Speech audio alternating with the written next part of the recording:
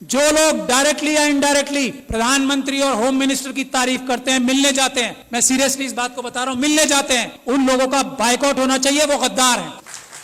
क्या बात करेंगे आप आरएसएस के लोगों से जो इस बात को तय कर चुके हैं कि हमें संविधान खत्म करके मनुस्मृति लागू करनी है? उनसे क्या बात करके और क्या समझाएंगे उन्हें सिर्फ ये जाके कह सकते हैं कि हम आपके पैरों में गिर चुके हैं, हम आपकी हर बात मानेंगे, सिर्फ हमें हमारी कम्युनिटी को धोखा देने का रास्ता बता दो। कैसे हम उनसे मीठी मीठी बातें करके, कैसे जज्बाती तकरीरें देके उनको बेवकूफ बनाएं और आपकी मदद करें, ये काम कर रहे हैं जो लोग उनसे मिलने जाते हैं। ये समझ लीजिए आप, उन्होंने सारी इंस्टीट्यूशंस जो हैं हाईजैक कर ली हैं। उन्होंने हम लोगों के, खास तौर पे एससी एसटी, माइनॉरिटीज और ओबीसी के जितनी टॉप लीडरशिप है सब हाईजैक कर ली। इस बात को जब तक हम तस्लीम नहीं करेंगे हम एक कदम आगे नहीं बढ़ा पाएंगे। अपने अंदर से गद्दारों को आइडेंटिफाई नहीं करेंगे हम एक कदम आगे नहीं बढ़ा पाएंगे।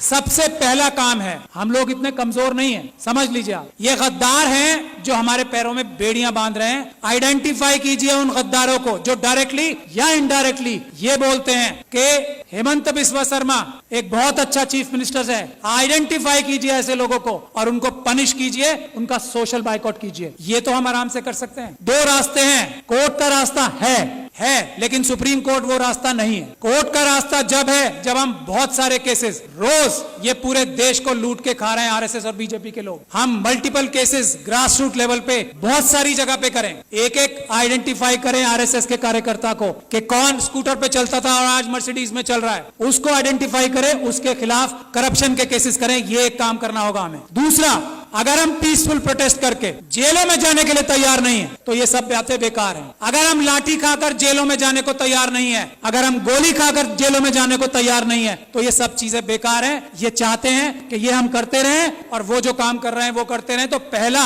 रेजोल्यूशन ये होना चाहिए कि हमें अपने देश को अगर बचाना है, संविधान को अगर बचाना है तो हमें जेल जाने के लिए तैयार रहना पड़ेगा। और जेल जाने वालों में सबसे पहला नंबर लीडरशिप का आना चाहिए, क्योंकि हम लोगों को लोग इज्जत करते हैं ना, हमारी ताकत क्या है। आज मुझे लोग इतना पसंद करते हैं, मैं क्या हूं, एक छोटा सा अदना सा वकील हूं। आज लाखों लोग मुझे सपोर्ट करते हैं, वो मेरी ताकत है। नहीं तो मेरी औकात और हैसियत नहीं है कि मैं चूं भी कर जाऊं इन लोगों के सामने। ये समझ लीजिए आप। और ये बात तस्लीम हमारे सारे एमपी एमएलए, बड़ी बड़ी तंजीमों के लीडर्स को करना चाहिए। उनकी अपनी जाती हैसियत और औकात किसी की नहीं है, मैं इस बात को तस्लीम करता हूं। आज अगर हम लोग इतनी जोर से बोल पा रहे हैं तो हमारे पीछे लोगों की ताकत है, उसकी वजह से हमें उन्हें धोखा नहीं देना चाहिए। जो अपने आप को जितना बड़ा लीडर समझता है उसे जेल जाने के लिए, गोली खाने के लिए, लाठी खाने के लिए सबसे पहले तैयार होना चाहिए आज। और जो ऐसा नहीं करता, जो इसके लिए बहानेबाजी करता है, मसलियत बताता है कि ये मसलियतन जो है ना, लफ्ज बोलने वाला गद्दार है। मसलियतन ये नहीं बोलेंगे कि मैं जेल जा रहा हूं, मसलियतन हमें प्रोटेस्ट नहीं करना चाहिए। गद्दार, बेईमान, ये हमें बोलना पड़ेगा खुल के,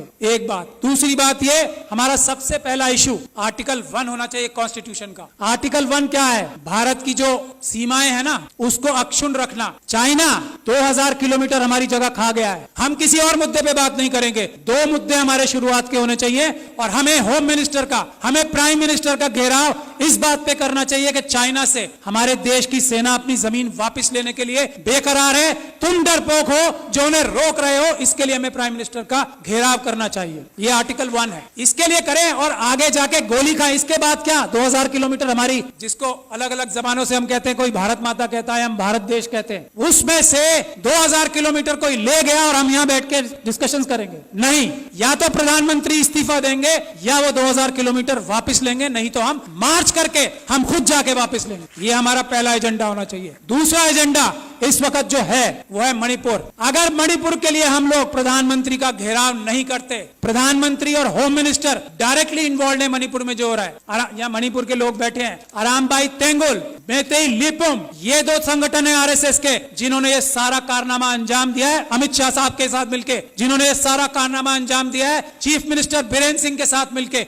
मेटिकुलस प्लानिंग से एक एक काम हुआ है। है वहां पे कुछ भी स्पॉन्टेनियस नहीं हुआ है। जब तक हम इस बात के लिए कार्रवाई नहीं करेंगे, और ये जो सुप्रीम कोर्ट में कार्रवाई अभी चल रही है उससे कुछ होने वाला नहीं, कुछ नहीं होने वाला। मैं एज लॉयर सुप्रीम कोर्ट आपको बता रहा हूं, कुछ नहीं होगा। बात 1-2 महीने में आई गई हो जाएगी। उन लोगों के साथ वहां ज्यादती होगी। आरएसएस और बीजेपी पाकिस्तान और चाइना के साथ मिलकर नॉर्थ ईस्ट और सारे बॉर्डर लाइन एरियाज को कमजोर कर रही है। ये हमारी जिम्मेदारी है। आर्टिकल 1 नंबर 1 बचाना सबसे पहले। मणिपुर के लिए हमें जाना चाहिए डेलीगेशन बना के, और सच्चाई सामने लानी चाहिए कि आरएसएस ने, अमित शाह साहब ने और चीफ मिनिस्टर ऑफ मणिपुर ने ये प्लानिंग करके अपने कार्डर्स से कराया है। कोई मैती समाज ने नहीं किया है, उनके कार्डर्स ने किया है। गुड़गांव में और नूह में उनके कार्डर्स ने सब किया है। गुजरात में उनके कार्डर्स ने सब कुछ किया है। और दिल्ली के दंगों में हमने ये एस्टैब्लिश कर दिया है कि आम आदमियों ने कुछ नहीं किया, उनके कार्डर्स और उनके भ्रष्ट पुलिस अधिकारियों ने ये सब काम किया है। यही हमें करना पड़ेगा। मणिपुर के लिए प्लान बनाइए कि हम लोग वहां जाएं और एक्सपोज करें कि मणिपुर में क्या हो रहा है, क्या हो रहा था और क्या हो रहा है अब। और उसमें अमित शाह साहब सबसे बड़े चाणक्य हैं। उनको अरेस्ट कराने के लिए जब तक हम कोई कार्रवाई नहीं कर पाते, मणिपुर का कुछ भला नहीं हो सकता। मैं ये बात दावे और गारंटी से कह रहा हूं।